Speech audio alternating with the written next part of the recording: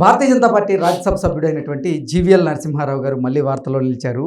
ఆయన వైఎస్ఆర్సీపీ కోవర్ట్ అంటూ కూడా గతంలో కొన్ని వార్తలు వచ్చాయి. అయితే ఇప్పుడు మాత్రం జీవీఎల్ నరసింహారావు గారు తెలుగుదేశం పార్టీని టార్గెట్ చేస్తూ ఆయన కొన్ని పావులు కదుపుతున్నారు అనేటువంటి వార్తలు వస్తూ ఉన్నాయి.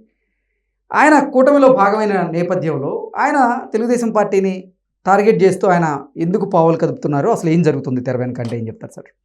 బీజేపీలో కొంతమంది లీడర్స్ ఉన్నారు, వాళ్ళు ఏం మాట్లాడినా సరే అది వైఎస్ఆర్ కాంగ్రెస్ పార్టీకి అనుకూలంగా మాట్లాడుతున్నారు అనేటువంటి అభిప్రాయం కలుగుతుంది. అలాగే మరొక టీం మాట్లాడితే అది తెలుగుదేశం పార్టీకి అనుకూలంగా మాట్లాడుతున్నారు అనేటువంటి అభిప్రాయం కలుగుతుంది.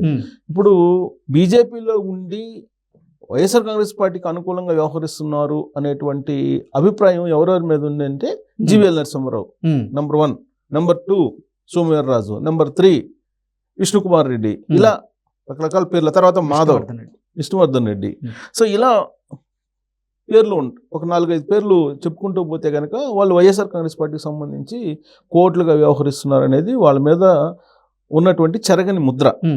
అందుకే వాళ్ళు ఏం మాట్లాడినా సరే అది వైఎస్ఆర్ కాంగ్రెస్ పార్టీకి అనుకూలంగానో లేదంటే జగన్మోహన్ రెడ్డి నుంచి వచ్చినటువంటి సంకేతాల ప్రకారం మాట్లాడుతున్నారు అనేటువంటి అభిప్రాయం కలుగుతుంది. దానికి తగిన విధంగా వాళ్ళు మాట్లాడేటువంటి తీరు కూడా అదే విధంగా ఉంటుంది. తాజాగా జీవీఎల్ నరసింహారావు 2 విషయాల్లో మళ్ళీ ఆంధ్రప్రదేశ్ రాష్ట్రం ప్రజల దృష్టిని ఆకర్షించారు.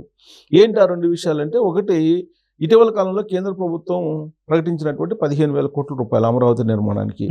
ఆ 15,000 కోట్ల రూపాయలు రుణమా గ్రాంటా అనే దాని మీద రకరకాల చర్చ జరుగుతుంది. దాని మీద ఆల్రెడీ నిర్మలా సీతారామన్ కొంతమేరకు క్లారిటీ ఇచ్చారు. అలాగే బీజేపీకి సంబంధించినటువంటి అనకాపల్లి ఎంపీ రమేష్ మరికొంత క్లారిటీ ఇచ్చారు. బీజేపీ నేతలు కొంత ఇస్తూ ఉన్నారు.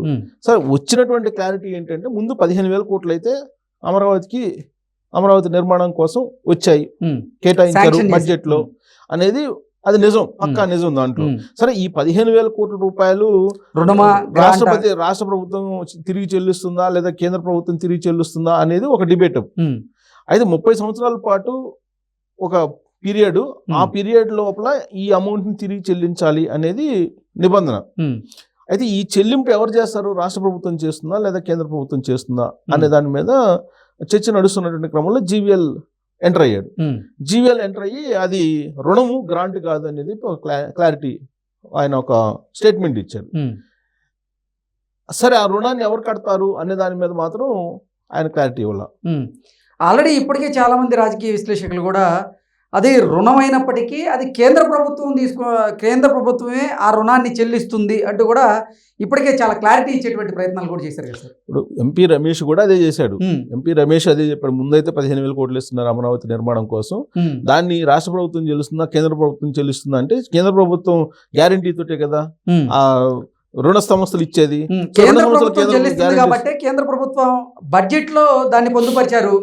అది రాష్ట్ర ప్రభుత్వం కనుక చెల్లించే పని అయితే రాష్ట్ర ప్రభుత్వానికి సంబంధించినటువంటి బడ్జెట్ సమావేశాల్లో దాన్ని ప్రస్తావించారు కదా, ఇది కేంద్ర ప్రభుత్వమే చెల్లిస్తుంది అన్నట్లుగా ఇప్పటికే చాలా మంది భారతీయ జనతా పార్టీకి చెందినటువంటి ఎంపీలు క్లారిటీ ఇచ్చేటువంటి ప్రయత్నం కూడా చేశారు. క్లారిటీ ఇచ్చారు, 15,000 కోట్లు వస్తుంది అని చెప్పి కన్ఫర్మ్ అయిపోయింది. తెలుగు ప్రజలకు సరే ఎవరిస్తేమి ఎవరు పే చేస్తే ముందైతే 15 కోట్లు వస్తున్నాయి కదా, అమరావతి నిర్మాణం అయితే వేగం పుంజుకుంటుంది కదా అని హ్యాపీలో ఉంటే ఈలోపు జీవీఎల్ ప్రెస్ ముందుకు వచ్చాడు. ప్రెస్ ముందుకు వచ్చి అది రుణం అని చెప్పారు. దాంతో టాపిక్ డైవర్ట్ అయింది. ఏంటి సార్, ఆయన ఇప్పుడు అసలు ఉన్న ఫలంగా ప్రెస్ ముందుకు వచ్చి అది రుణం అని చెప్పడానికి కారణం ఏంటి? దాని వెనక కుట్రకోణం ఉందని చెప్పేసి ఇప్పుడు తెలుగుదేశం పార్టీ వాళ్ళు అనుమానిస్తున్నారు. అలాగే బీజేపీలో ఉండేటువంటి ఒక సెక్షన్ ఆఫ్ లీడర్స్ కూడా అనుమానిస్తున్నారు. అసలు జీవీఎల్ ఇప్పుడు సందర్భం లేకుండా అసందర్భంగా ఎందుకు ఆయన జీవీఎల్ ప్రెస్ మీట్ పెట్టి అసలు అది రుణం అని మాట్లాడాల్సి వచ్చింది? అసలు మాట్లాడాల్సిన అవసరం ఏంది? ముందు 15 కోట్లు వచ్చినాయి, అమరావతి నిర్మాణం కోసం మేము కట్టుబడి ఉన్నాం అని చెప్పచ్చు. అది కేంద్ర ప్రభుత్వం చెల్లిస్తున్నా రాష్ట్ర ప్రభుత్వం చెల్లిస్తున్నా తర్వాత సంగతి. అసలు టెక్నికల్ గా చూసుకుంటే కేంద్ర ప్రభుత్వం ఇప్పించేటువంటి రుణానికి కేంద్ర ప్రభుత్వమే చెల్లిస్తుంది. ఎందుకంటే గ్యారెంటీ కేంద్ర ప్రభుత్వం ఉంటుంది. వరల్డ్ బ్యాంక్ నుంచి ఇస్తారండి. అవును, వరల్డ్ బ్యాంక్ నుంచో లేదా ఏషియన్ బ్యాంకుల నుంచో ఏదో బ్యాంకుల నుంచి ఇప్పిస్తారు. ఇప్పించేది ఎవరు? కేంద్ర ప్రభుత్వం. రాష్ట్ర ప్రభుత్వాన్ని చూసైతే ఎవరు కదా, కేంద్ర ప్రభుత్వం హామీ ఉండి ఇప్పిస్తుంది.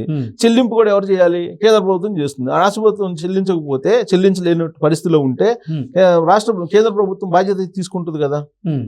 సో కాబట్టి టెక్నికల్ గా తీసుకుంటే కేంద్ర ప్రభుత్వం ఈ మొత్తం కూడా భరాయించేటువంటి అవకాశం ఉంది.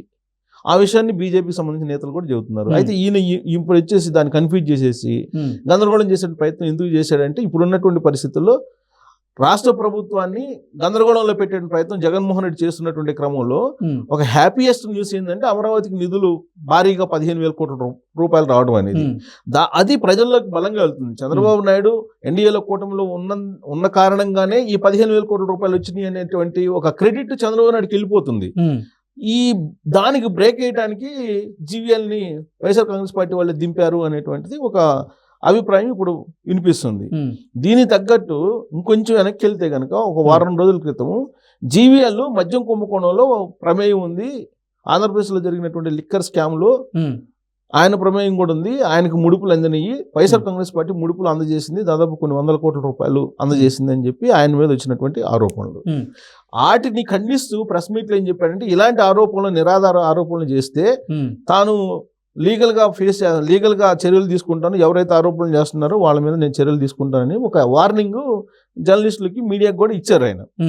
కానీ ఆ లిక్కర్ స్కామ్కు సంబంధించిన వాసుదేవరెడ్డి అనే అతన్ని ఆల్రెడీ ఏపీసీఐడి వాళ్ళు విచారిస్తున్నటువంటి సమయంలో అనేక అనుమానాలు, అనేక రకాల అంశాలు బయటకు వచ్చాయి. దాంట్లో ఒక అంశం ఏంటంటే జీవీఎల్ కూడా ఈ ముడుపులు సంబంధించినటువంటి దాంట్లో ఎంతకంత ప్రమేయం ఉంది. ఆ రోజున కేంద్ర ప్రభుత్వం సఖ్యత కుదర్చడానికి కానీ లేదంటే కేంద్ర ప్రభుత్వం నుంచి కొంత అండగా ఉండటానికి కానీ ఇతనే కొంత లైజనింగ్ చేసాడు. దానికి ప్రతిఫలంగా ఈ అవినీతిలో కొంత భాగస్వామ్యాన్ని ఆయనకి పంచారు అనేది వచ్చినటువంటి న్యూస్ సోషల్ మీడియాలో కానీ లేదా ఇతరతర మీడియా సంస్థలో కానీ వచ్చినటువంటి న్యూస్. దాని మీద సీరియస్ అయ్యి ఆయన వార్నింగ్ ఇచ్చారు మీడియాకి వార్నింగ్ ఇస్తూ అమరావతికి సంబంధించిన 15,000 కోట్ల రూపాయల గురించి మాట్లాడాడు. సో ఇప్పుడు అసలు జీవీఎల్ ఇప్పుడు ఎందుకు రోల్ రావాలి, అసలు జీవీఎల్ ఎలక్షన్ ఇప్పుడే ఎన్డీఏ కూటమికి ఏర్పడేటప్పుడే డిస్టర్బ్ చేశారు అనేది ఆయన మీద ఉన్నట్టు ఆరోపణ. అసలు కూటమి ఏర్పడకూడదు జనసేన, తెలుగుదేశం పార్టీ, బీజేపీ అనేటువంటి ఆలోచన కలిగినటువంటి లీడర్లలో ఈ 4-5 పేర్లు వినిపిస్తూ ఉంటాయి. అసలు రఘురామకృష్ణరాజుకి నర్సాపురం ఎంపీ టికెట్ రాకపోవడం వెనక కూడా ఇదే టీం ఉందనేది కదా అప్పట్లో వచ్చినటువంటి న్యూస్. అంటే వీళ్ళు జగన్మోహన్ రెడ్డికి, వైఎస్ఆర్ కాంగ్రెస్ పార్టీకి తెర వెనుక అనుకూలంగా పనిచేస్తున్నారు అనేటువంటి ముద్ర వీళ్ళ మీద ఉంది.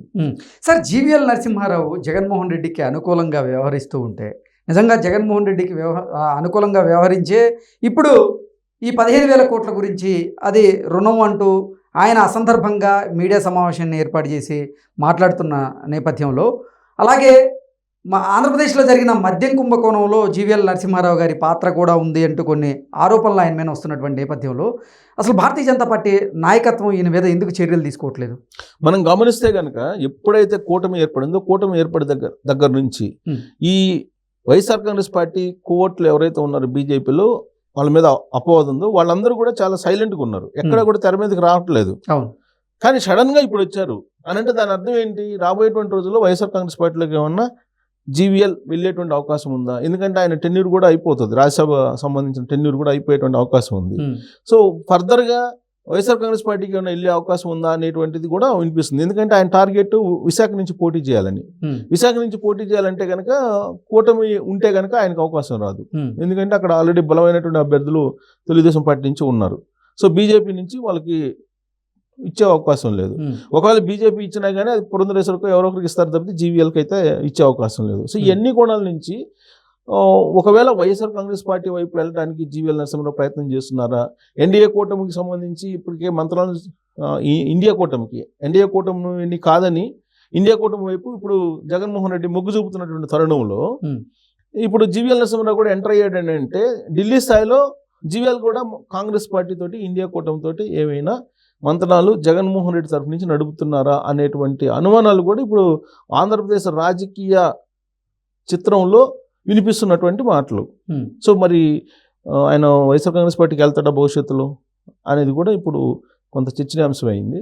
సో మొత్తం మీద ఏంటంటే ఈయన హఠాత్తుగా ఈ ప్రెస్ మీట్ పెట్టడంతో ఆయన మరొకసారి వివాదాస్పదమైనటువంటి లీడర్గా వైఎస్ఆర్ కాంగ్రెస్ పార్టీ కోవర్ట్గా బీజేపీలో ఉన్న లీడరు అనేటువంటిది వాదన ఇప్పుడు మళ్ళీ ప్రజల్లోకి వెళ్తుంది.